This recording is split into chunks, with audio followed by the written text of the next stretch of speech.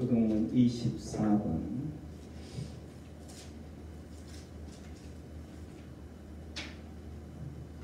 하나님은 우리의 피난처시요 힘이시니 환난 중에 만날 큰 도움이시라. 그러므로 땅이 변하든지 산이 흔들려 바다 가운데로 빠지든지 바닷물이 솟아나고 뛰어돌든지 그것이 넘침으로 산이 흔들릴지라도 우리는 두려워하지 아니하리로다.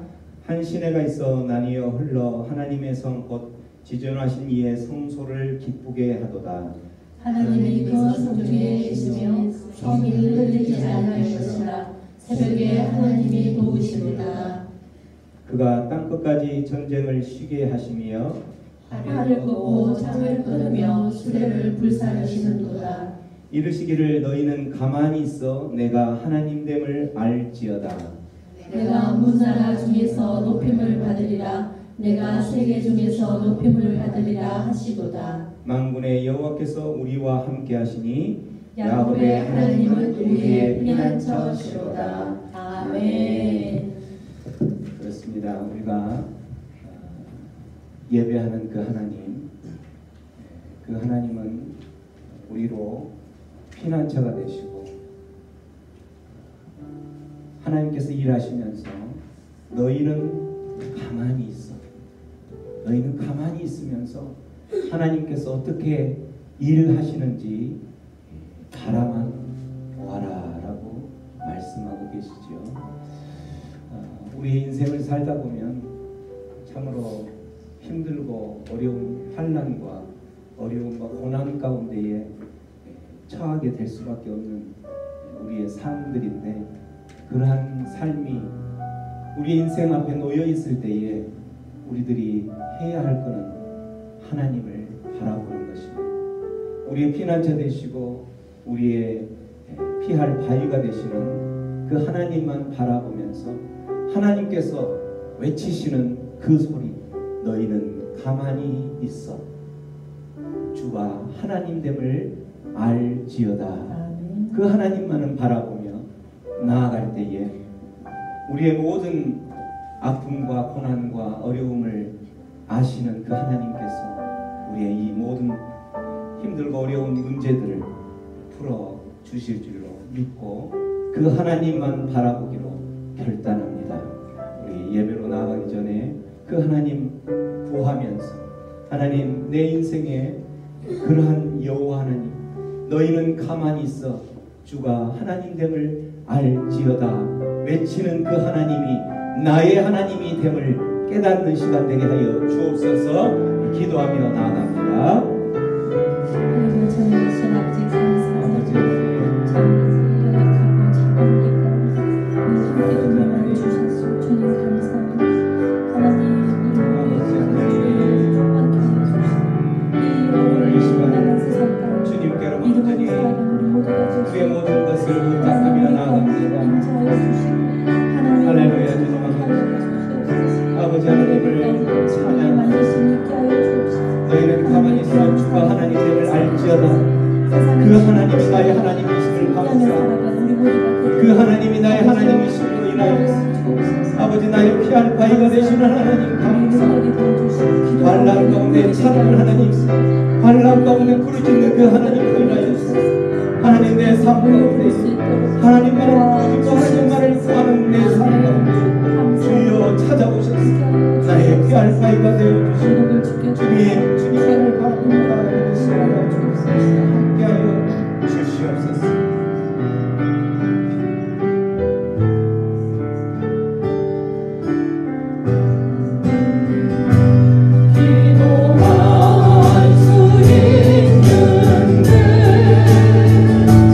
내 걱정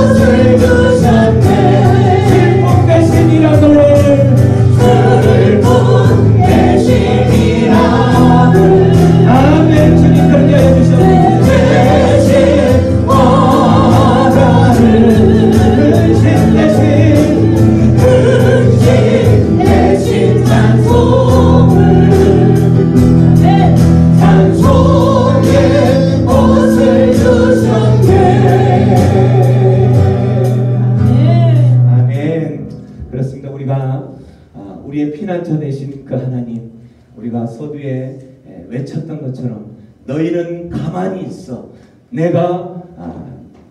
너희는 가만히 있어 주가 하나님 됨을 알지어다 외치시는 그 하나님을 바라보며 나아갈 때에 우리 안에 근심이 희락이 되고 슬픔이 희락이 되고 우리 안에는 찬송의 입술만 남을 줄 믿습니다. 우리가 이러한 삶을 언제까지 사는 거냐면 우리 주님 다시 오시는 그날까지, 마지막 날에 하나님께서 우리를 두 팔 벌려 맞이하시는 그 순간까지 우리는 주님을 바라보며 찬양하며 이렇게 나아가는 것이죠. 우리 마지막 날에 찬양하면서 하나님께 힘차게 예배하며 나아갑니다. 마지막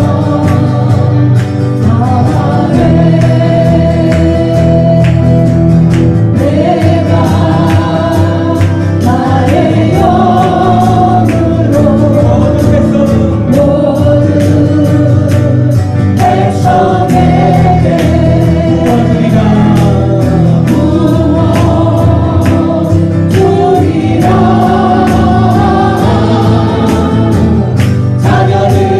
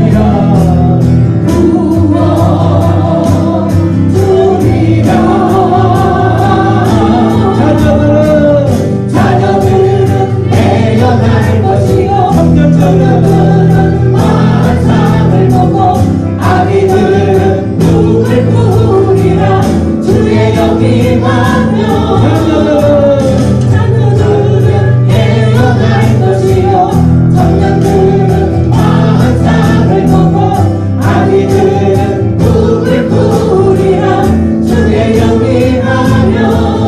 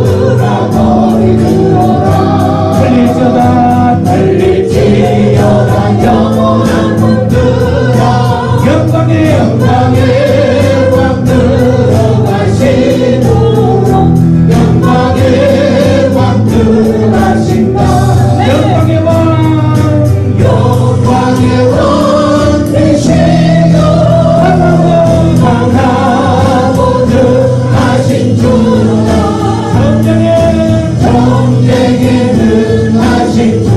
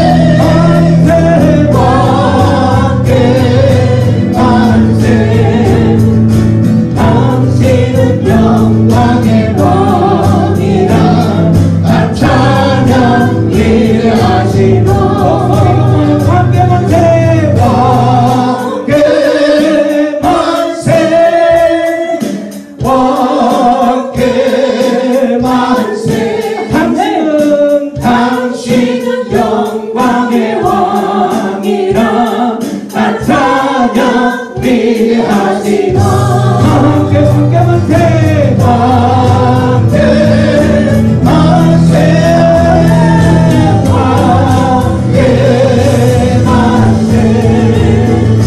당신은 영광의 왕이라 다 찬양 위대하시나 다 찬양 위대하시나 다 찬양 위대하시나 우리의 왕 되신 주님 앞에 영광의 박수를 드리겠습니다. 아멘. 감사합니다. 주님을 찬양합니다. 주님을 사랑합니다. 주님 앞에 만세 왕성을 외치는 하나님의 백성들을 만나시고 하나님 그 백성들의 삶 가운데 왕이 되어 주시옵소서. 아멘. 이 시간 기도하며 나아갑니다. 주님은 우리의 왕이십니다. 우리가 주님을 두 손 높이 들고 만세 외치며 나아갈 때에 그 주님은 우리의 인생의 왕이 되어 주시는 것입니다. 그 왕이 되어 주시는 주님이 우리의 인생의 왕이 될 때만이 우리는 이 척박한 인생, 녹록지 않은 인생들을 한 걸음 한 걸음 걸어갈 수 있는 것입니다. 우리가 주님을 왕으로 모시지 않고 내가 왕으로 살아가는 그 인생들은 힘들고 어려울 수밖에 없음을 고백하면서 하나님 내 인생의 그 끝까지 주님 다시 오시는 그날까지 왕이 되어 주시옵소서. 내가 주님을 왕으로 모시며 살겠습니다. 주여 외쳐부르며 기도하며 나아갑니다. 주여 아버지 감사합니다. 나의 왕이 되어 주셔서 감사합니다. 주님을 찬양하게 하여 주셔서 감사합니다. 주님을 예배하게 하여 주셔서 감사합니다. 내 인생의 왕이 되시옵소서. 오늘도 주님만을 의지하며 나아갑니다. 함께하여 주시니 감사합니다. 오 주님 내 인생의 왕만 하여 주님만 바라보고 주님의 얼굴을 바라보며 나아가는 내 인생들 다시 한번 붙들어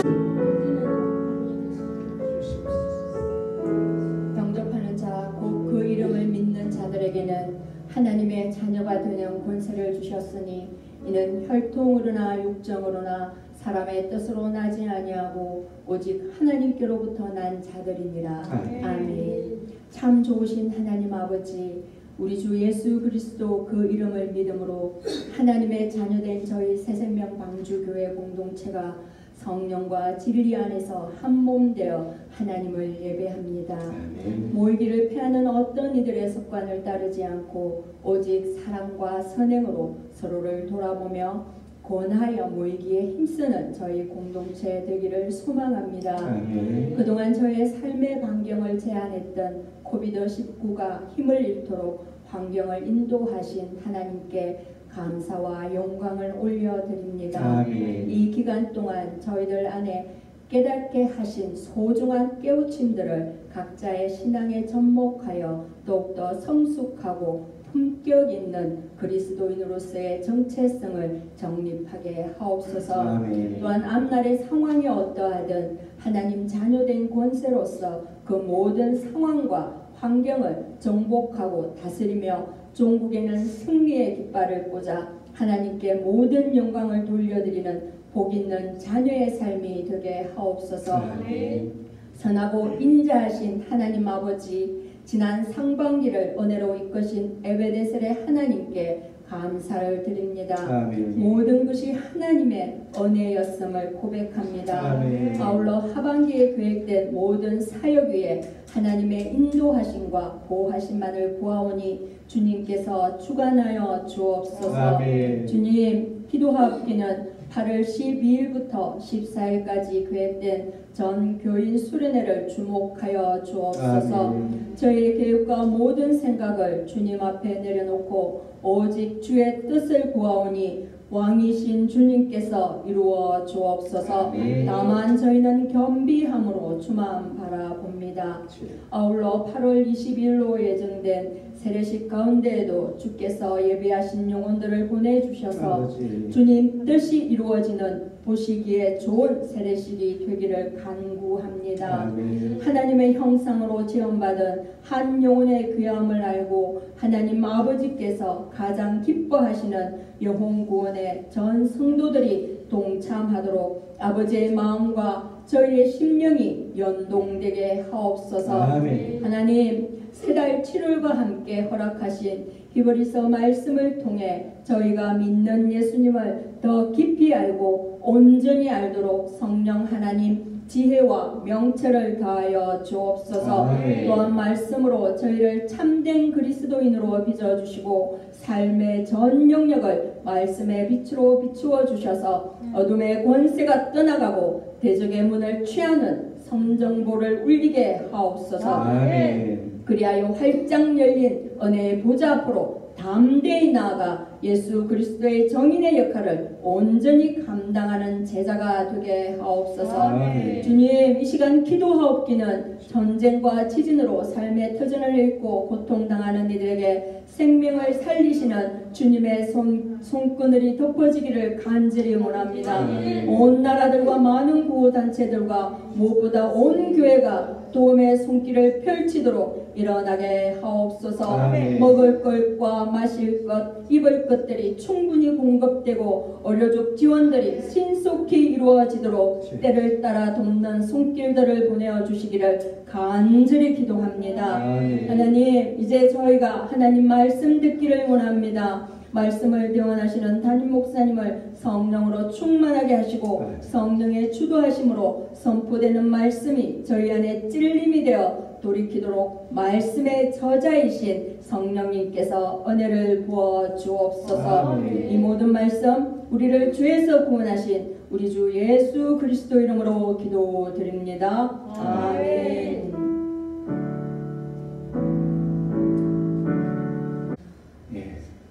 오늘 말씀은 요한복음 말씀으로 행복한 삶의 3대 비결이라는 주제로 하나님 말씀 앞으로 나가겠습니다. 말씀 앞으로 나가기 전에 말씀 앞에서 우리의 선포하는 시간을 갖습니다. 주의 말씀은 내 인생의 빛입니다. 주의 말씀은 내 삶을 변화시킨다. 주께서 말씀하신 대로 나는 하나님의 사랑받는 자녀입니다. 아멘. 나는 축복의 통로입니다. 오늘도 주의 말씀에 마음의 문을 열리라 말씀하여 주옵소서. 듣고 깨닫고 말씀대로 살겠습니다. 아멘. 우리가 선포했던 이 말씀이 우리의 삶의 실제가 되고 능력의 말씀이 되고 그 말씀이 우리의 삶을 변화시키는 그런 말씀이 되기를 주님의 이름으로 축원합니다. 하나님의 말씀 한 절씩 저와 함께 교독합니다. 너희가 내 안에 거하고 내 말이 너희 안에 거하면 무엇이든지 원하는 대로 구하라. 그리하면 이루리라. 너희가 과실을 많이 맺으면 내 아버지께서 영광을 받으실 것이요 너희가 내 제자가 되리라. 아버지께서 나를 사랑하신 것 같이 나도 너희를 사랑하였으니 나의 사랑 안에 거하라. 내가 아버지의 계명을 지켜 그의 사랑 안에 거하는 것 같이 너희도 내 계명을 지키면 내 사랑 안에 거하리라. 함께 읽습니다. 내가 이것을 너희에게 이름은 내 기쁨이 너희 안에 있어 너희 기쁨을 충만하게 하려 함이니라. 아멘. 여러분, 어떤 때 행복하다는 느낌이 들던가요? 어떤 상황일 때에 어떠한 나의 모습이 어떤 모습으로 도달했을 때 행복하다 이런 느낌이 들던가요? 우리가 흔히 그렇게 이야기하죠. 아, 행복해. 너무 행복한 것 같아. 그죠? 어떨 때 우리 이은숙 권사님은 어떨 때 주로 행복한 느낌이 들던가요? 갑자기 문득 드시니까 너무 상황 이름보다 그냥 마음에 감사한 일이 생길 때, 감사한 일이 생길 때, 하나님 때문에 하나님 때문에 감사한 일이 생길 때 행복하다. 김준우 집사님은 어떨 때 행복해요? 잠잘 때. 아주 솔직한 대답이에요. 네, 요즘 너무나 우리 힘들죠. 너무나 힘들고 잠잘 때. 저도 이렇게 하루 일과를 마치고 나서 이렇게 누웠을 때 하루 동안 허리가 이렇게 하루를 지탱하면서 살았잖아요. 그렇게 하다가 허리가 침대에 딱 닿는 순간 그 뻐근한 허리가 느껴질 때가 있어요. 근데 아 이제 이 허리가 침대에 닿았구나 할 때 너무 행복한 거예요. 아, 너무 행복하다. 아, 오늘 하루도 이렇게 잘 마쳤구나. 행복한 그런 순간이 맞죠. 아주 솔직한 대답 감사합니다. 우리 곽병우 집사님은 어떨 때가 제일 행복해요? 맛있는 거 먹을 때. 예, 맞습니다. 아 그래요. 우리 솔직해지자고요. 솔직하게 맛있는 거 먹을 때. 그래서 나이 먹으면은 맛집 찾아다니는 그 맛에 또 산으로 들로 계곡으로 그런 맛있는 거 먹으러 주일 돼서 이렇게 오늘 같은 날 너무 더운데 시원한 계곡을 찾지 않고 예배당으로 오신 여러분을 우리 하나님이 두 팔 벌려 환영할 줄로 믿습니다. 아멘. 또 어떤 사람들은 이런 것들이 행복하다고 생각하죠. 제일 많은 우리가 제일 사랑하는 저와 여러분들이 제일 사랑하는 게 돈이죠. 솔직하게 이야기해서 우리 솔직하게 돈 많이 내 호주머니에 두둑히 내 그 창고에 두둑히 돈이 쌓이면 아 행복하다 그렇게 생각하는 거죠. 또 어떤 사람은 어때요? 자기가 갖고 싶었던 어떤 명예, 돈도 중요하지만 내가 이 명예를 갖고 싶었던 그 명예의 위치에 어떤 명예의 정당 안에 들어갔을 때 너무 행복하다. 그래서 행복의 눈물을 그 명예의 정당 안에 들어갔을 때 행복의 눈물을 흘리기도 하고 그렇죠.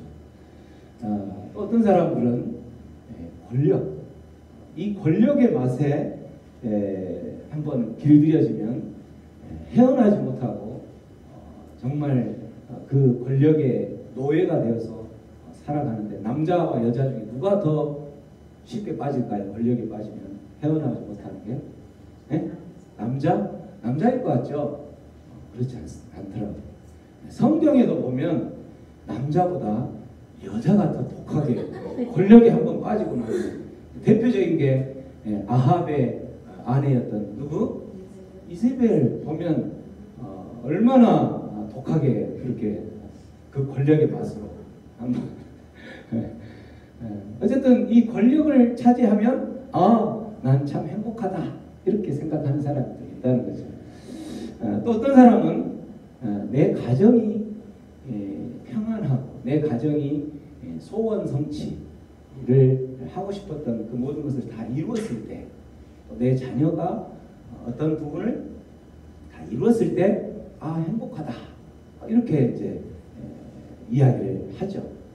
근데 지금 앞에 나열됐던 이 모든 것들은 행복하다는 느낌을 받는 것일 뿐이지 이게 오래가지 않는 거예요. 그렇죠? 그래서 실제 이 앞에 나와 있는 이 모든 것들을 거의 다 이루었던 사람 입에서 마지막 날 성경에 보면 죽기 전에 거의 노년에 유언처럼 했던 그 사람의 5마디가 기억이 나죠. 이 모든 것을 다 가졌던 사람 누가 이 모든 걸 다 가졌을까요? 성경에 솔로몬이 가졌죠. 솔로몬의 부를 말하면 솔로몬의 명예, 솔로몬의 그 권력, 솔로몬의 자녀들은 이제 그 장담을 못하죠. 솔로몬은 마지막에는 그가 무너져가지고 솔로몬의 아들들이 통일 왕국을 분열시키는 그런 왕들이 나타나게 되죠. 어쨌든 거의 80~90%를 차지했던 솔로몬의 마지막 입에서는 뭐라고 이야기하냐면 이 모든 것을 다 경험해 봤더니 헛되고 헛되며 헛되고 헛되니 모든 것이 헛되더라 이렇게 이야기해요. 자, 한번 해볼까요? 헛되고 헛되며 헛되고 헛되니 모든 것이 헛되도다.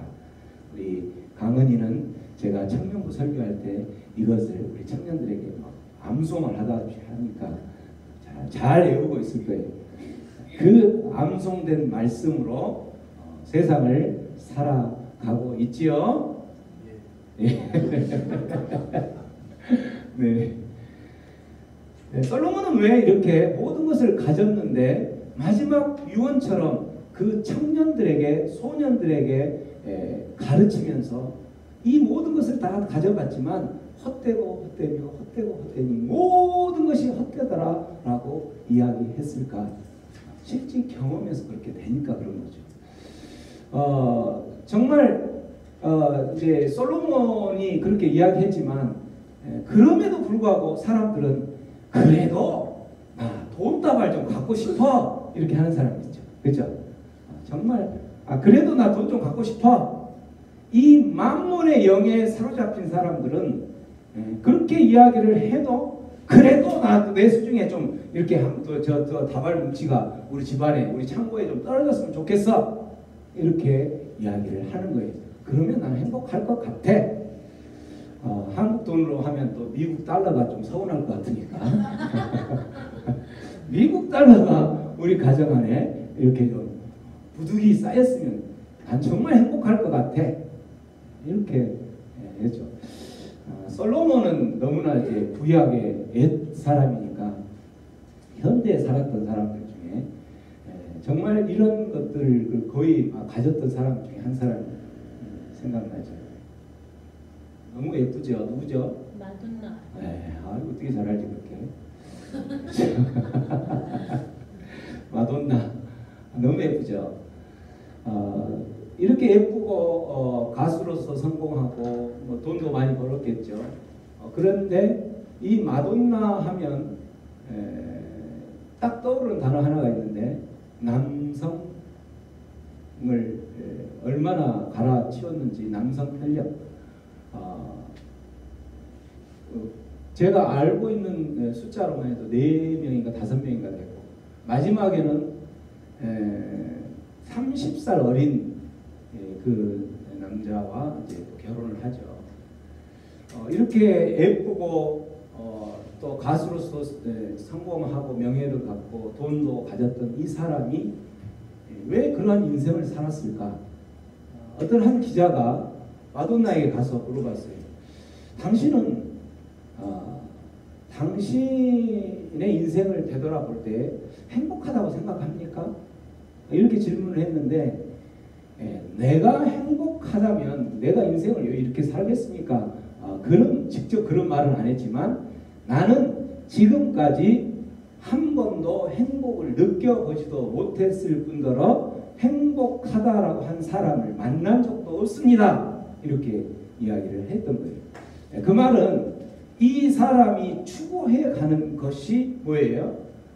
이 사람이 추구하는 것은 이러한 외적인 환경적인 것들, 돈 이런 것들이 또 권력, 명예 이런 것들이 행복할 것이다라고 생각을 하고 또 그 나와 만나는 그 남자들이 행복함을 줄 것이다라고 생각하고 그렇게 계속 이 남자와 결혼을 하고 또 한 4년 후에 살다가 또 다시 다른 남자와 결혼하고 또 어떤 감독과 결혼하고 마지막에는 30살 아래에 결혼하고 결혼할 때는 뭐라고 이야기하냐면 인생에 정말 이제 하나님께서 베풀으신 그런 최적의 배필을 배우자를 만난 것 같다 이렇게 해서 시작을 하지만 4년 5년 후면 또 갈아치워야 되는 이런 상황이 되는 것을 보고 이 사람에게는 그러한 이 사람이 추구했던 그 삶의 방향에서 이런 모든 것들은 이 사람 결코 행복하게 만들어주지 못했다는 증거가 되는 거겠죠. 미국의 18세 이상 10% 미국 18세 이상이 약 한 2억 정도 되는가 봐요. 2천만 명이 되는 10% 인구가 우울증에 시달리게 됩니다. 미국의 18세 이상. 뿐만 아니라 미국의 취학 전 학교 다니기 전 취학 전 아동 4% 거의 100만 명 이상이 유아 우울증에 걸려 있다라는 통계 보고가 있다는 거예요. 이건 뭘 말하는 거예요? 그 부강한 국가의 대표 국가 미국에 왜 그러한 그 우울증 환자들이 많이 생길까? 특별히 우리나라도 마찬가지. 우리나라도 우울증 환자들이 갑자기 많이 생겼죠. 왜 많이 생겼을까요?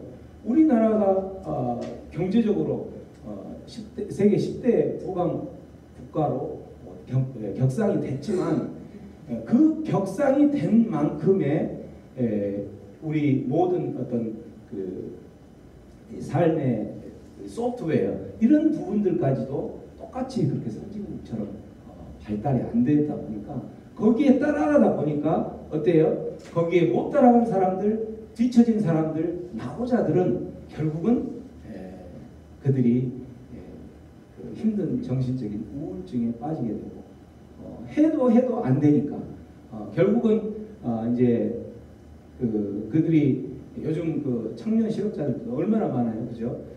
해도 안 되니까 결국 그들이 생각할 때는 이거는 우리가 우리가 노력을 해도 우리의 인생은 바뀌지 않아. 우리의 흙수저들은 저 금수저들을 도저히 따라갈 수가 없어 라고 하면서 자포자기 거기에서 아니야 그래도 내가 하나님께서 나에게 주어진 그 달란트대로 살아가면 되지라고 생각하면서 이렇게 일어서는 사람은 극소수에 불과하고 대부분 사람들은 쓰러지고 그 집 안에 한 방 안으로 갇히게 되는 거예요.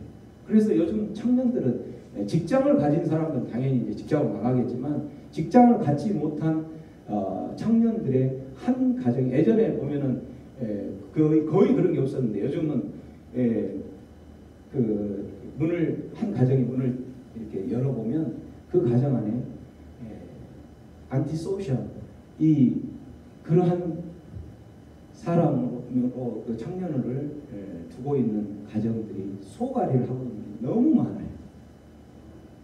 요즘 그 청년 그 애가 잘 안 보이던데 어디 있어요? 집안에 있습니다. 나가지를 않아요. 집안에서 낮에는 주로 자요. 왜? 저녁에 새벽 3시, 4시, 5시까지 계속 컴퓨터 아니면 뭐 게임 뭐 이런 거 하면서 그 세계로 빠져 들어가서 나올 수가 없기 때문에 그렇게 하다가 낮에는 또 이제 피곤하니까 자야죠. 자고 완전히 밤낮이 바뀌고 사회와 반사회적인 사람으로 변하는 이런 상태.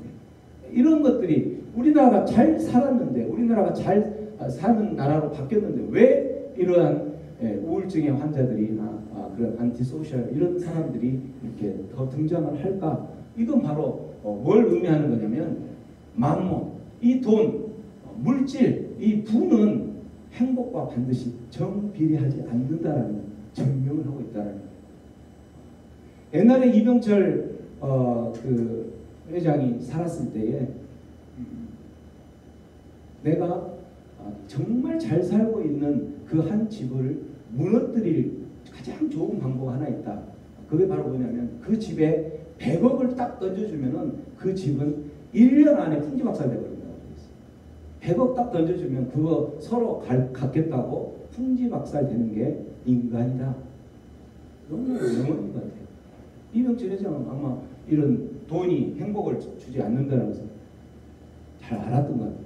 어쨌든 이런 모든 데이터를 보면 우리가 그렇게 사랑하고 우리가 그렇게 추구하고 있었던 이 만모 이거는 우리를 결코 행복한 그런 삶으로 이끌어주지 못한다는 거예요. 그렇다면 진정한 행복은 무엇일까요?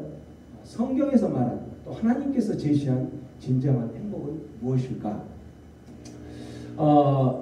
요한복음 20장에 보면 그 요한이 이 요한복음을 기록한 목적을 이야기했죠.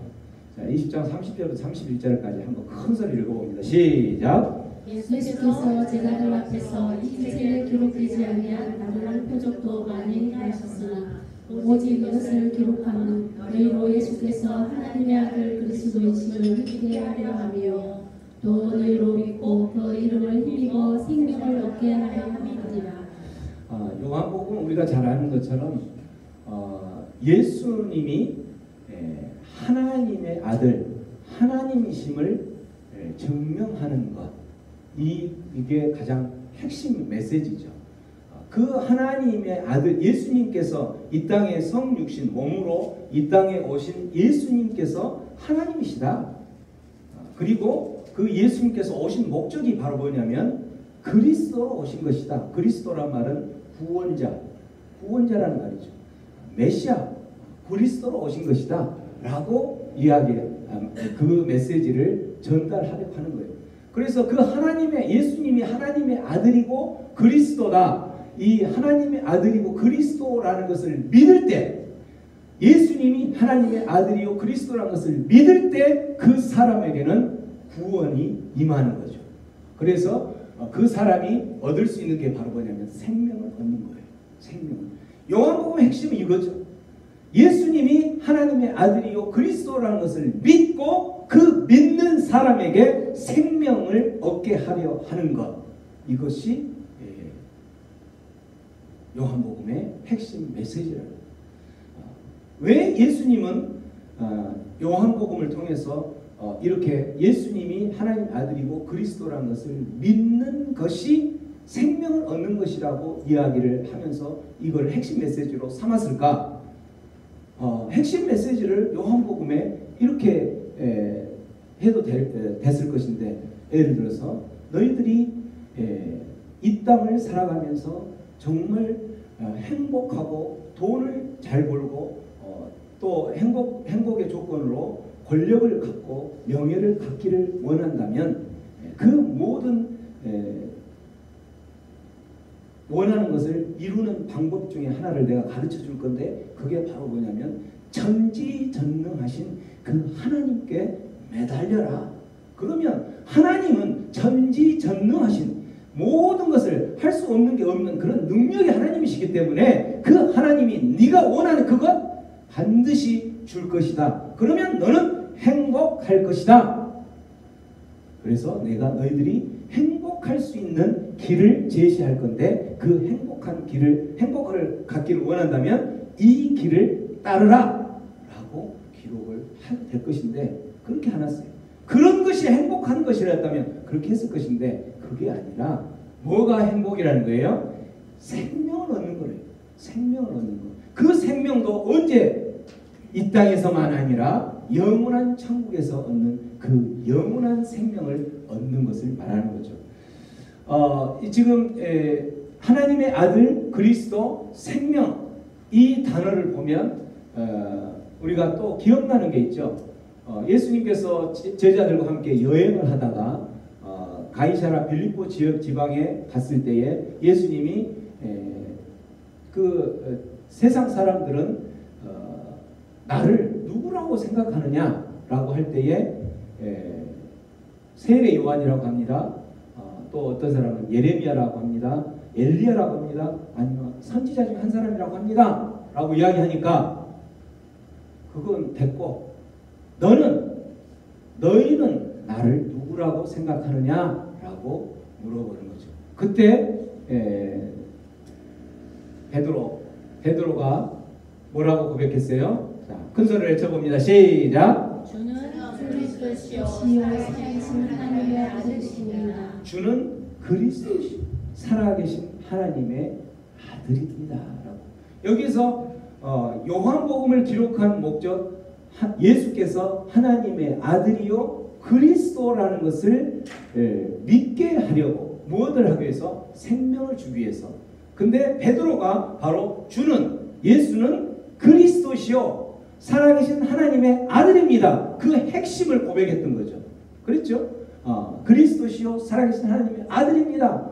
그렇게 핵심을 고백하는 베드로를 향하여서 그렇게 고백한 자는 네가 아니다. 17절에 보면 이를 내게 알게 한 이는 혈육이 아니다. 무엇이 알게 했다는 거예요? 하늘에 계신 하나님이 알게 했다는 거죠. 그렇게 하나님께서 알게 한 그 사람에게, 그 고백을 한 사람에게 18절 예수님께서는 이 반석 위에 내가 무엇을 세우겠다는 거예요? 무엇을? 교회를 세우겠다는 거죠. 교회를 세우겠다는 거예요. 그래서 자, 주는 그리스도시요 살아계신 하나님의 아들입니다라고 고백하는 그 사람에게 하나님께서 약속한 것은 영원한 생명이었어요.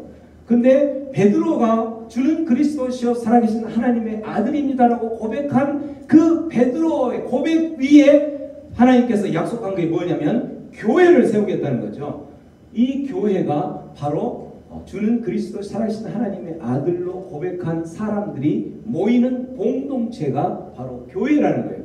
이 교회가 바로 영원한 생명을 가진 자들이 모이는 공동체가 바로 교회라는 거죠. 그래서 똑같죠. 주는 그리스도시요 살아계신 하나님의 아들입니다라고 고백하는 사람들이 모이는 그곳은 바로 영원한 생명을 취하는 자들이 모이는 교회가 되는 거고 하나님의 나라가 되는 거고 천국이 되는 거예요.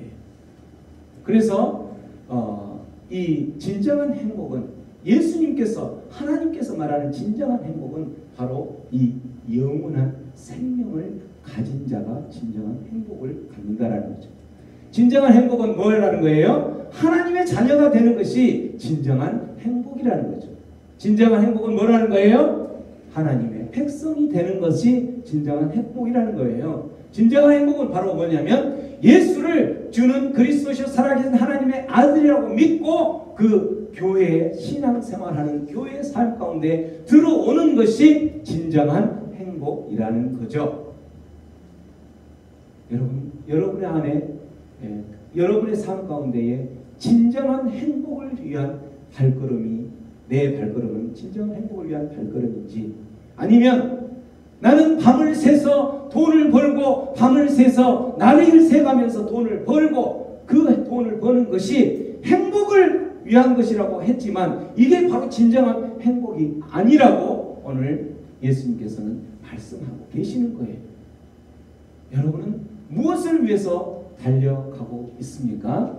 진정한 행복을 위해서라면 내가 지금 달려가고 있는 그 길이 진정한 행복을 가로막는 길이라면 우리는 그 걸음에서 멈춰서야 되는 거죠. 행복을 빼앗는 세 가지 요소를 오늘 말씀을 드릴 건데 우리 안에 행복을 빼앗는 것이 있어요.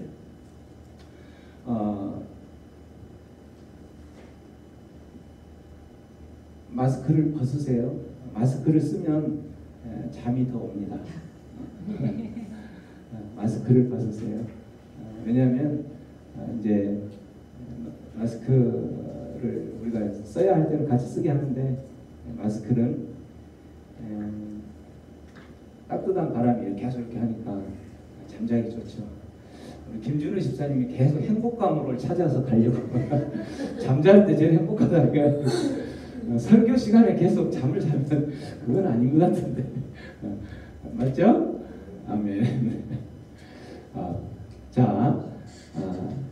하나님께서 말씀하시는 진정한 행복, 우리가 영원한 생명을 찾고 영원한 생명을 갖고 하나님의 자녀가 되는 거고 하나님의 백성이 되는 거고 예수를 그리스도시요 살아계신 하나님이라고 고백하고 교회 안에 들어와서 교회의 삶으로 들어가는 것이 진정한 행복이라는 거예요. 그렇다면 그러한 진정한 영원한 생명을 빼앗고 우리가 하나님의 자녀가 되는 것을 빼앗고 또 교회 안에서 교회의 삶을 살아가는데 빼앗는 그 세 가지 가장 큰 우리가 점검해봐야 될 세 가지 요소 중에 하나가 있는데 그 중에 하나가 바로 뭐냐면 환경 중심적인 마음을 살아가는 사람.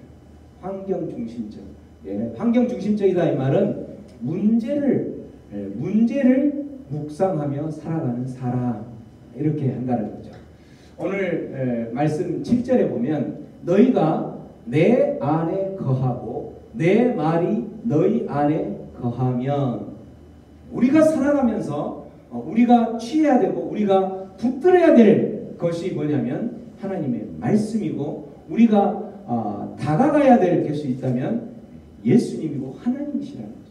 하나님 앞에 우리가 다가가면 너희가 내 안에 거하고 하나님의 말씀 안에 거하면 하나님의 말씀을 붙들고 하나님의 말씀의 명령에 따라서 살아가면 그러면 무엇이든지 원하는 대로 구하라 그리하면 너희가 이루어질 것이다 이렇게 말씀하시는 거죠. 우리는 세상을 살아가면서 어떤 좋은 일만 있는 것이 아니라 우리는 살아가면서 힘들고 어려운 일들이 더 많죠. 이 세상 살면서. 왜? 특별히 하나님의 자녀로 살아간다는 것은 결코 쉽지가 않기 때문에 어려운 일이 생길 수밖에 없어요. 하나님의 자녀로 살아가기 때문에 비즈니스, 우리 어떤 경제나 이런 것을 할 때 파트너를 뭐 이렇게 동역자를 만나려고 할 때에도 세상 사람들이 어떤 그 기업을 하는 사람이었다면 예를 들어서 자기가 믿는 사람이다 그러면 우리가 믿는 사람은 거래 않겠습니다 하고 그 번호 앞에서 끊는 사람도 있죠. 그래서 하나님의 자녀로 살아간다는 것 자체가 쉽지가 않아요. 요즘은 그런 게 없지만 요즘도 그렇게 계속 많죠. 우리가 어떤 뭐 거래처나 이런 데에서 저기를 따내려면 거기 가서 뭘 해야 되지 따낼 수 있어요? 술상으로 해서 가서 술 대접하고 또 심지어는 성 대접하고 막 이렇게 하면서 거래처를 따내고 그렇게 해서 이제 회사를 이끌어가는 그런 경우가 많죠. 그래서 믿는 사람이 본인이 집사고 본인이 장로인데 믿는 사람이 그렇게 할 수 없어서 고민하다가 결국은 그 거래처가 끊어지고 결국은 그렇게 해서 또 다른 곳에 되면 되는데 안 되면 경제적으로 힘든 거죠. 이렇게 믿으면 하나님의 자녀로 살아간다는 것 자체가 쉽지 않아요. 그렇기 때문에 쉽지 않는 문제와 고난과 어려운 가운데 있을 때에 정말 믿음이 좋지 않는 사람은 그 문제를 묵상하고 문제 앞에서 허우적거릴 수밖에 없어요. 그 문제를 묵상하면 할수록 그 문제의 늪에 계속 빠지게 되는 거죠. 그런데 오늘 하나님께서는 우리에게 말씀하실 때 그 문제의 늪에 빠지면 네가 행복할 수가 있겠니? 라고 이야기하면서 문제를 묵상하지 말라는 거예요. 문제를 묵상하지 말고 오히려 뭘 하라? 오히려 하나님을 묵상하라는 거죠. 왜 하나님을 묵상하게 되냐면 하나님이 너희 안에 행하신 일이 있기 때문에 그렇죠. 자, 느헤미야 말씀 보면 느헤미야가 이제 말씀을 통해서 광야에서 40년 동안이나 돌보셔서 그들이 아쉬운 것 없게 하셨습니다. 옷이 헤어지지도 않았고 발이 부르트지도 않았습니다. 이스라엘 백성들을 향하여서 외칠 때에 뭐라고 외치냐면 지금 이스라엘 백성들이 포로에서 이제 돌아와서 다시 이스라엘의 거룩한 공동체가 회복이 돼야 되는데 이 이스라엘 백성들은 그들이 생각하는 하나님을 어떤 하나님으로 생각하냐면 자기를 포로로 보냈던 못된 하나님, 자기를 그런 어려운 가운데로 내몰았던 못된 하나님, 자기를 왜 그렇게 할 수밖에 없었는지 그렇게 하신 하나님의 그 이면의 하나님 메시지, 그러한 메시지를 생각하지 않고 당장 그 현장 가운데에서 힘들어했던 그 하나님만 묵상하는 거예요. 그런데 그러한 묵상하고 있는 이스라엘 백성들에게 느헤미야가 이야기하는 게 아니다. 우리가 경험했던 하나님은 어떤 하나님이냐면 우리가 광야에서 40년 그렇게 했을 때 그 40년 동안 어떻게 했던 하나님이다? 40년 동안 돌보셨던 하나님 아니냐. 40년 동안을 우리가 거기에서 살면서 때로는 아쉬운 것도 있고 바라는 것도 있었지만 그 아쉬운 것을 다 채워주셨던, 그 모든 필요를 채워주셨던 하나님 아니시느냐. 우리가 40년 거리 살았지만 옷이 헤어지지도 않았고 발이 부르트지도 않았고 그렇게 돌보셨던 그 하나님을 묵상하면 너희들 안에 그 하나님의 은혜를 묵상하면 너희들 안에 그 지금의 어떤 힘들고 어려운 그러한 상황들을 가운데서 이겨낼 수 있지 않겠느냐라고 이야기를 하는 거죠. 하나님의 은혜를 묵상하는 사람, 하나님께서 행해 주셨던 것, 대부분 우리가 살아가면서 하나님을 원망하고 또 하나님을 불평하는 사람들을 대부분 보면 그 사람은 정말 하나님의 은혜가 지금까지 한 번도 없었느냐? 결코 그렇지 않아요. 너무나도 은혜가 많았는데 은혜를 받을 때는 잠깐 아이고 하나님 감사합니다. 그렇지만 힘들면 하나님의 은혜는 나몰라라고 뭘만 찾는 거예요? 그 힘들었던 상황만 찾고 하나님은 내 곁을 떠났어. 하나님은 나를 돌보지 않아. 하나님은 내가 믿는 하나님은 나를 이러한 수렁 가운데서 구할 수 있는 그런 하나님이 아니야. 즉 그 하나님은 우리 김 집사만 믿는 하나님만 그렇게 구원해주는 하나님이구나 라고 그 문제 수렁 가운데서 헤어나지 못하는 그런 사람이에요.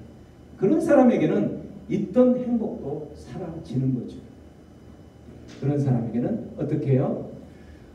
요나도 마찬가지. 요나가 고난 가운데, 요나는 물고기 가운데에서, 물고기 뱃속 가운데에서 그러한 상황 가운데 아무런 소망이 없었겠죠. 그죠? 여러분이 그러한 요나가 물고기 뱃속 가운데 있을 정도만큼의 그러한 그 절망 가운데 물론 빠져보신 분도 있겠지만 그런 절망이 아닌데도 기도하지 않아요. 기도하지 않으면서 결국은 하나님을 원망하고 불평하고 그러는 거죠. 그러나 요나는 그러한 절망 가운데 있지만 아무런 소망이 보이지 않는 어둠의 그러한 상황 가운데 있었지만 기도했던 거예요. 누구를? 전능하신 그 하나님을 찾고 부르짖고 하나님 이곳 가운데서 나를 붙들어 주시옵소서 라고 기도했던 거죠. 그렇게 기도하니까 극복될 수 있었던 거죠. 행복을 빼앗는 두 번째 요소는 자기중심적인 사람이죠. 자기중심적인. 자기를 인생에 있어서 모든 중심의 센터에 자기를 바라보고 자기의 어떤 것을 원하는 것을 이루기 위해서 살아가는 사람. 이러한 사람은 끊임없이 요구하죠. 누구에게? 하나님께. 무엇을? 내가 지금 이것을 이루어야 되니까 하나님 좀 이루어 주세요. 내가 이것을 이루어야 되니까 좀 이루어 주세요. 이루어 주세요. 언제 이루어 주실 겁니까? 내가 이걸 하면 좀 이루어 주실라나요? 내가 이렇게 하면 또 거래하죠. 하나님과. 끊임없이 요구하는 그러한 자기중심적인 사람. 자기중심적인 사람은 자기의 그 울타리 안에서 헤어나지 못하는 거죠. 자기를 사랑하고 자기가 추구하는 그러한 것을 너무나도 사랑하다 보니까. 오늘 9절 10절 말씀을 다시 한번 읽어볼까요? 시작. 사랑하였으니 나의 사랑 안에 거하라. 네가 아버지의 계명을 지켜 그의 사랑 안에 거하는 것 같이 너희도 내 계명을 지키며 내 사랑 안에 거하리라. 아멘. 자기중심적인 사람이 자기를 사랑한다면 하나님께서 요구하신 행복을 빼앗기지 않고 싶다면 정말 자기를 사랑하는, 자기를 끊임없이 요구하는 자기를 사랑하는 것이 아니라 나를 사랑하라. 나의 사랑 안에 거하라. 나를 사랑하라. 하나님을 사랑하라는 거죠. 하나님을 바라보라는 거예요. 하나님을 사랑하면 너희 안에 진정한 행복이 오게 된다라고 이야기를 하는 거죠. 자기 안에 거하고 끊임없이 요구하는 사람들은 있는 행복도 사라지게 되지만 하나님 안에 사랑 안에 거하고 하나님의 중심적인 삶은 없던 행복도 다시 무럭무럭 자라나게 되는 거죠. 자기 중심적인 사람들은 축복을 받는 것, 내가 원하는 그것만 원하는 것에 관심이 있지 축복을 나누어주고 사랑을 흘려보내고 이렇게 하는 데에는 아무런 관심이 없어요. 잃어버린 영혼 전도하는 거 이런 거에 아무런 관심이 없어요. 예배 이런 거 아무런 관심이 없어요. 이러한 자기중심적인 사람은 하나님께서 그들은 반드시 있던 행복마저도 달아날 것이다. 왜 그래요? 하나님께서 분명히 하나님의 자녀로 살아가는 사람에게는 하나님께서 필요한 필요들을 주시죠. 근데 그 필요가 인간의 그 욕심에는 한계가 없어요. 끝이 없다라는 거죠. 이것을 받으면 또 필요하고 또 더 필요하니까 이것도 더 주세요. 이것도 더 주세요. 이것도 더 주세요. 이렇게 요구하다 보면 나중에는 그 사람에게는 하나님은 어떤 사람으로 등장해요? 그 사람은 하나님은 그 사람에게 빚진 자예요. 빚진 자. 채무자예요. 하나님 채무자. 하나님이 어디에 그 빚을 지지도 않았는데 하나님 내놓으세요 라고 빚진 자로 채무자로 하나님을 전락시키는 거예요. 하나님을 우리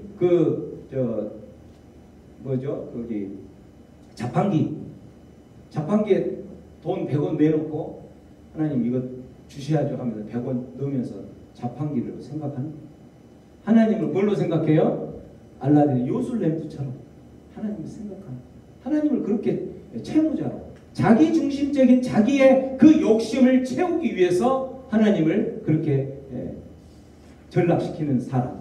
그런 사람은 그 순간 조그마한 것을 얻었을 때는 행복한 것 같지만 그 사람은 욕심은 끝이 없고 끝없이 요구하다 보니까 결국에는 그 모든 것이 다 들어질 수 없으니까 하나님을 불평하고 원망하고 그 사람이 있던 행복마저도 떨어져 나가버리는 거죠. 자기 중심적인 사람을 향하여서 하나님께서는 오늘 히브리서 말씀에 이렇게 이야기하죠. 돈을 사랑하지 말라. 돈을 사랑하지 말라. 자기 중심적인 사람, 자기 욕심을 채우려고 하는 사람들은 그 자기의 욕심을 채우는 목표가 돈이었다면 그 돈 때문에 힘들고 돈이 안 채워지면 힘들고 또 돈이 없으면 힘들고 그렇게 하는데 하나님께서 그러한 사람들을 향하여서 돈을 사랑하지 말라고 하는 거죠. 있는 말을 족한 줄로 알아라. 왜냐하면 하나님께서 그 사람에게 필요한 만큼 주신다라는 거죠. 하나님께서 이 사람에게 그래서 예를 들어서 지금 어떤 사람은 정말 열심히 하고 하는데도 그 사람에게는 돈이 따라붙지를 않는다. 그러면 거기에는 이유가 있다라는 거예요. 왜? 하나님께서 그 사람을 정말 생각해서 그 사람이 원하는 것을 정말 가졌는데 그 원하는 것 때문에 그 원하는 것을 갖기 위해서 처음에는 하나님 앞에 매달리고 했지만 하나님이 그것을 이루어주면 이 사람에게 오히려 독이 될 것 같으면 하나님께서 안 주신다는 거죠. 예를 들어서 그 사람이 정말 돈을 갖기를 원한다고 날마다 새벽을 기도하고 100일 기도하고 뭐 이렇게 했는데 그 사람이 정말 그렇게 해서 됐어요. 됐는데 뭐 예전에 잠깐 말씀드린 것처럼 하루에 한 달에 제가 11조를 1억을 할 수 있게끔 하나님 나에게 물질의 복을 주십시오. 한 달에 그러면 10억을 벌어야 되는데 1억을 11조로 낼 수 있게끔 10억을 매출을 매출이 아니고 그 순이익을 내려면 얼마나 많은 돈을 벌고 얼마나 많은 시간이 바빠지고 그렇게 하겠어요. 근데 만일에 그렇게 해서 그 사람의 하나님 보시기에 그 사람의 싹수가 정말 이 사람은 이렇게 했을 때에 정말 그렇게 이루어지면 오히려 하나님을 더 예배하고 하나님을 더 찾을 사람이다 하면 주시겠죠. 근데 하나님 보시기에 이 사람을 정말 10억의 순이익을 하게끔 해주고 나면 그 다음에는 이 사람은 하나님을 떠날 사람이다. 왜? 너무나도 바쁘고 그 일을 이루려면 너무나 바쁘고 1억을 11조를 내려고 하다 보면 그만큼 많은 매출을 내려고 하다 보면 나중에는 하나님을 찾을 시간도 없다. 그런 사람에게는 하나님을 주시겠어요? 안 주신다라는 거죠. 그렇기 때문에 하나님께서는 하나님께서 그 사람에게 주어졌다 그러면 그 하나님께서 주신 분량대로 살아가라는 거죠. 돈을 사랑하지 말라. 오히려 너희들이 사랑해야 될 것은 무엇을 사랑하라? 하나님을 사랑하라는 거죠. 그러면 하나님께서 그 원하시는 만큼 다 주신다라는 거죠. 6절에 보면 주는 나를 돕는 이시니 내가 무서워하지 아니하겠노라. 내가 사람이 나에게 어찌하리요? 돈 때문에 힘들어하는 그러한 사람에게 하나님께서 말씀하시는 것 중에 하나가 너희들 두려워하지 말라. 두려워하면서 그 돈의 노예가 되고 돈을 살아가지 말고 하나님을 사랑하라. 그러면 그 하나님께서 그 필요한 필요들 또 하나님께서 가지고 계신 계획대로 계획에 불리한 만큼 너에게 채워 주실 거라는 거죠. 세상 사람들은 그렇게 살지 않죠. 지금 정말 자기중심적이고 자기만 사랑하는 사람들이 벌어진 일들 가운데 하나가 바로 이거죠. 저기 왼쪽에는 뭔지 알죠? 조유나 그 가족이 일가족이 계속 행방불명돼서 찾았는데 결국은 목포 앞바다에서 시신이 그 차 안에 3명이 있고 죽었다는 거죠. 그 딸이 무슨 죄예요? 물론 경제적으로 압박을 당하고 너무나 힘들고 그렇게 하니까. 근데 내가 힘드니까 이 어려운 세상 가운데 이제 그 아버지의 마음은 그런 마음이었을 수도 있겠죠. 이 어려운 세상에 네가 살아가는 것은 너무나 힘들 거니까 정말 행복하다고 생각되는 그 잠자는 자리로 가자. 그래서 그저를 데리고 갔는지는 모르지만 어디까지나 이것도 어디예요? 자기중심적인 사람. 자기중심적. 자기가 생각하고 했던 그러한 모습에서 결국은 일이 이렇게 벌어지는 거죠. 이러한 자기중심적인 사람은 저게 행복인가요? 결국 행복이 아니죠. 하나님께서는 저런 모습을 원하지 않죠. 또 20분 만에 7명을 태웠던 그 대구 변호사 사무실 방화 사건, 이런 것들도 마찬가지죠.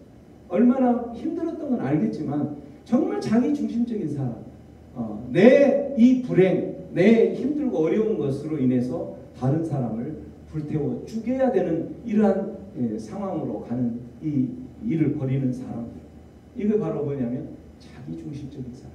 끊임없이 자기의 어떤 그 욕구를 채우고 그것이 채워지지 않자 결국은 불을 들고 아니면 바닷속을 향해서 뛰어들면서 자기 가족들을 죽이는, 살인하는 이러한 상황으로 몰고 가는 것들이 바로 뭐예요? 자기중심적인 사람. 끊임없이 요구하는 이 사람들은 행복을, 하나님께서 주어진 행복마저도 다 달아나버리는 그런 상황이 되는 거죠. 우리의 삶 가운데서도 너무나도 우리가 힘들고 고난 가운데 있다면 그 고난을 묵상하지 말고 그 고난을 주신 이유가 있다면 하나님께서 그 고난을 주신 이유를 우리가 기도하면서 찾는 거죠. 행복을 찾는 이유 중에, 방법 중에 하나가 고난을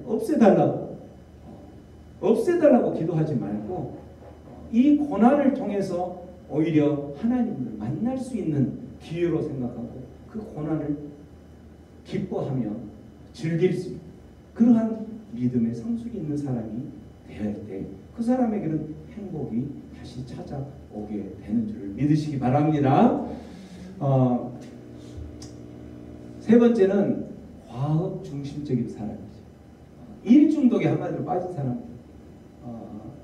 일을 정말 열심히 하고 일하는 것에 어떤 그 목표를 달성하는 것에 모든 인생의 가치들을 두고 의미를 두는 사람이 행복할 것 같지만 실제 그 사람은 행복하지 않아요.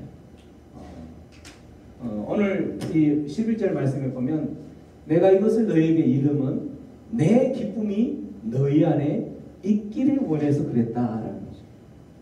예수님께서는 우리가 살아가면서 우리의 삶 가운데에 기쁨이 있기를 원하는 거예요.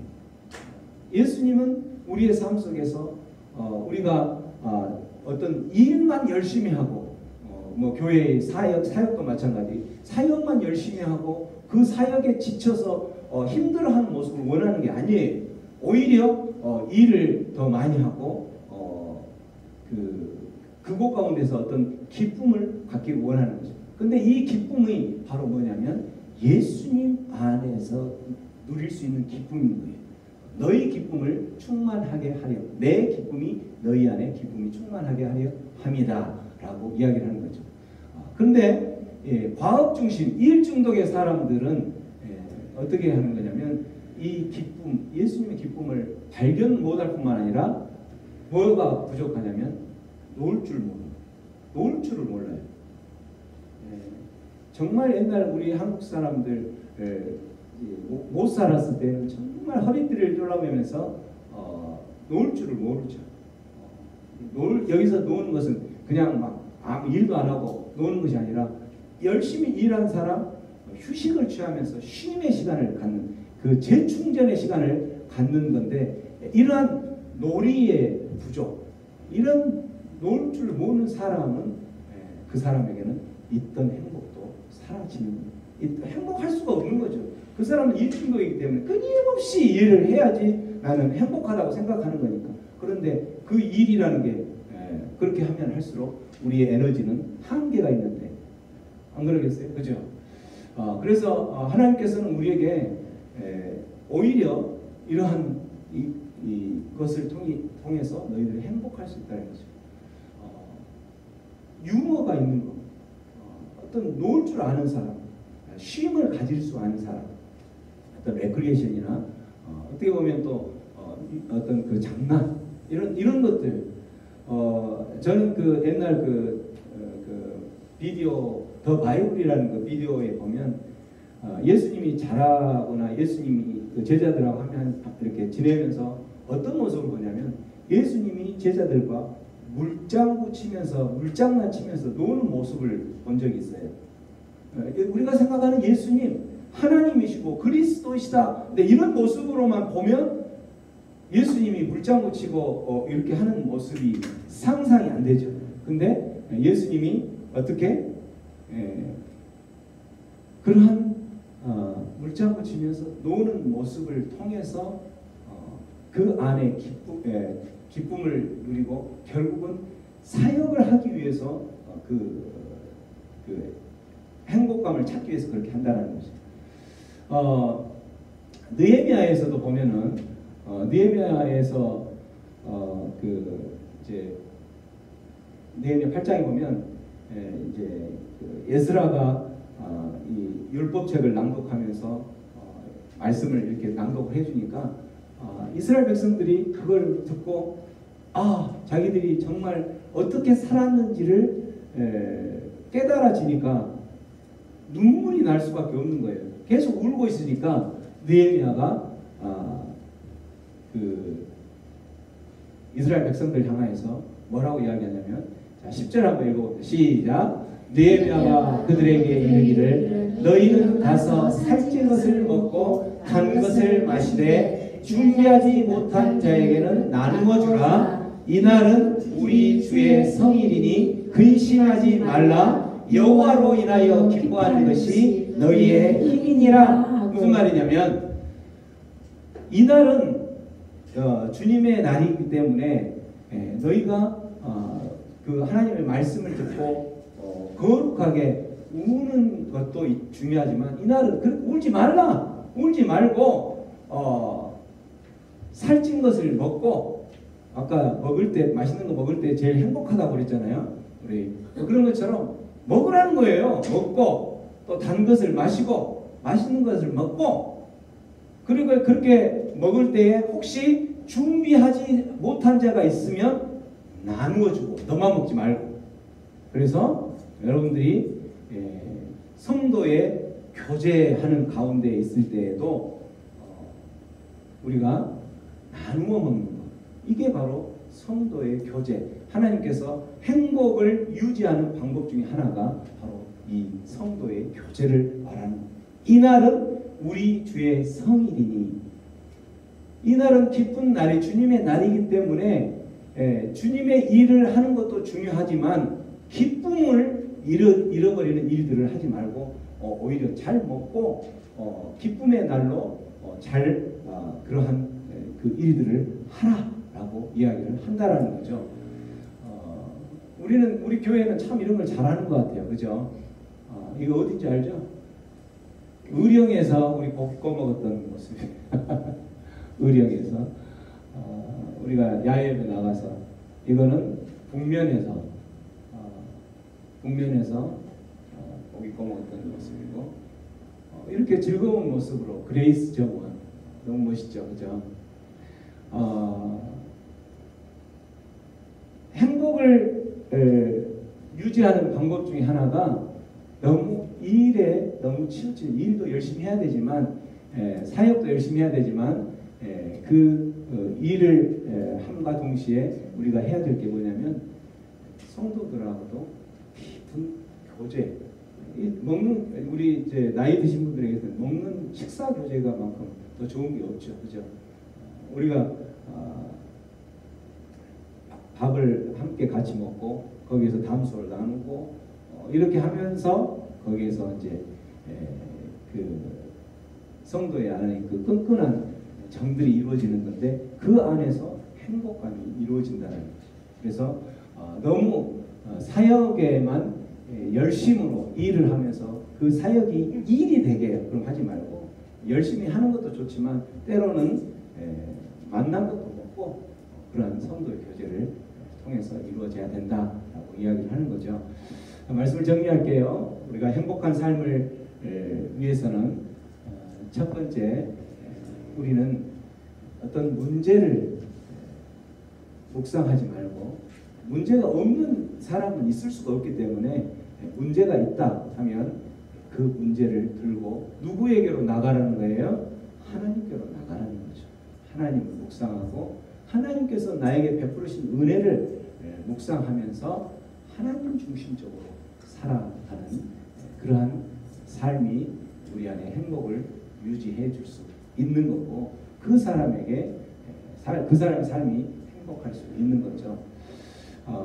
두 번째는 끝없이 우리가 하나님께 요구하고 간구하는 하나님을 빚쟁이로 만들지 말고 하나님을 채무자로 만들지 말고 어떤 고난이 있다 그러면 그 고난 가운데서 하나님을 만날 오히려 기회로 생각하고 하나님 앞으로 더 나아가는 그럴 때에 오히려 사라졌던 그 행복들이 다시 찾아올 것을 믿으시기 바랍니다.